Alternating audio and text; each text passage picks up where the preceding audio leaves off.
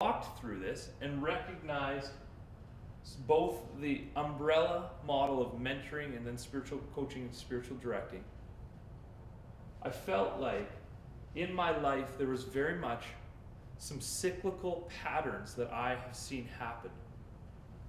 For example, as I mentioned, at 12 and 13, there was some serious brokenness where I was broken. Again, at about 24, 25, there was a season of brokenness. And then, as I'm going to describe for you now, there was very significant seasons where I had a select group of mentors that spoke into my life both by mentoring and coaching me. The first of those mentors were my parents. Both of them are pastors, both of them are amazing people. And they really, up until the age of about 16, 17, were the major influence in my life personally. They gave me both opportunities to grow. They empowered me to do whatever God was leading me to. They taught me about God. They taught me to seek God.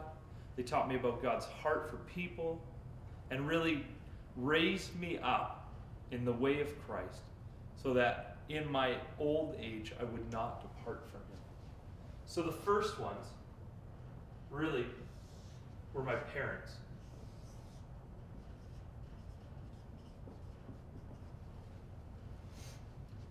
The second one, and this is, as I mentioned, the starting point for sort of a clumping or a grouping of people was a man named Mike DeYoung at about 17, 18 years old.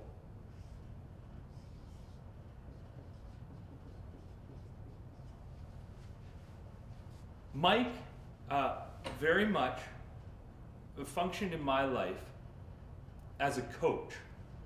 He was a man that walked alongside me, that came into, provided a safe place for me, and gave me the opportunity to explore the ways that God had already created me. He worked very hard to draw out of me the things that he saw and to assume that I was the expert and to draw those things out. The second two people at that point in my life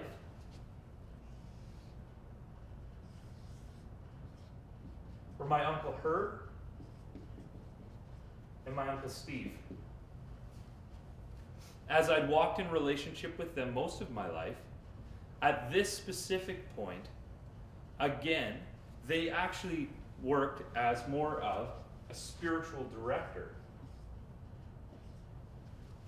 And specifically, by recognizing for me and with me in relationship that the direction I was going was not the best for me.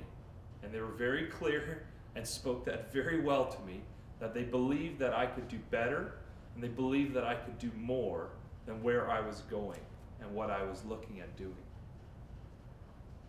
I also had a man named Ken Connolly.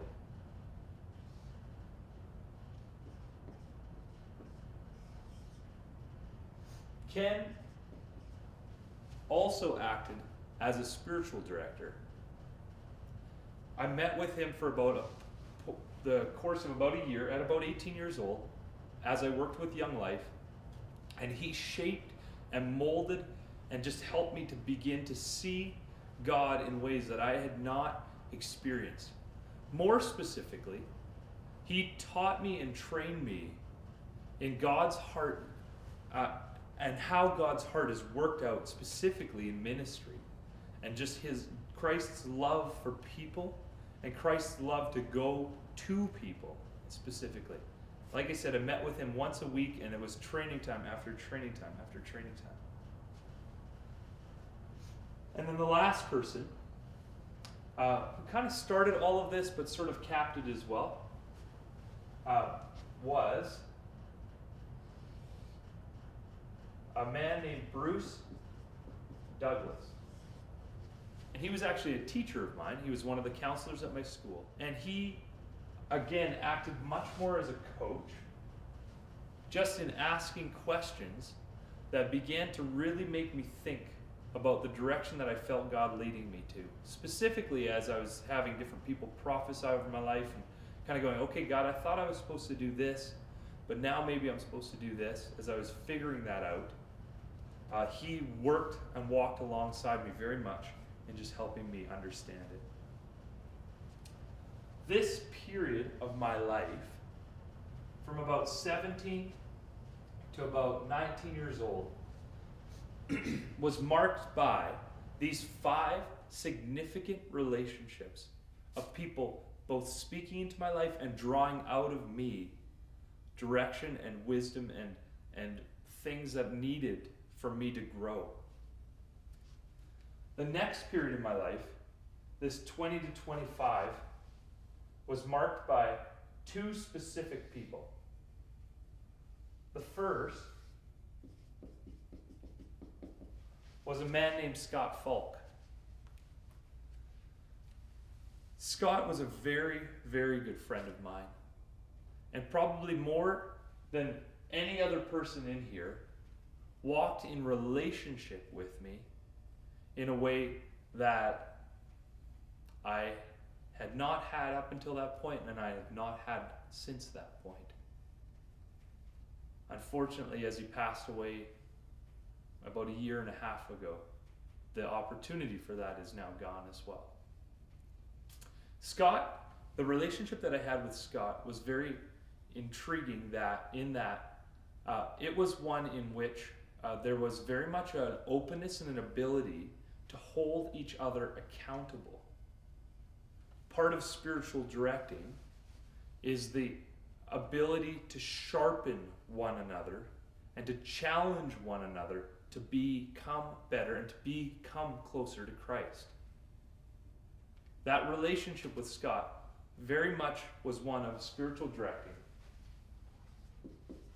But at the same time, it was also one of coaching, in that he would ask questions and draw it out of me and assume that I had wisdom and insight and such like that. And he would ask and draw many questions out. During that period, I also had another close friend whose name was Rob Aiken. Rob was a peer of mine and was, again, a very strong leader. And his role was very much that of a coach. This is often the case, and this is part of why I drew this in a circle. As I walked through life, I came to a point again of brokenness, as I described. And again, there was a need for people in my life that would be significant spiritual directors in sort of helping me to redirect and redefine. Those people came in the form of 4 different people. The first one being a man, 2 men, named Turk and Martin Content. And they were both part of a program that I was involved in, a leadership development program. And they walked alongside me, Martin specifically, walked along as an actual mentor and really just spoke into my life and gave me, helped continually point me towards Christ by challenging my faith, by challenging some of my presuppositions of church, by challenging some of the things that I was struggling with in church and saying it doesn't have to be like that. It can exist and can look different. At that point, about 25 to 26, there's also a man named Harv Rosma, who was my senior pastor at the time. And he worked, probably more than anybody else on here, as more of a chiseler.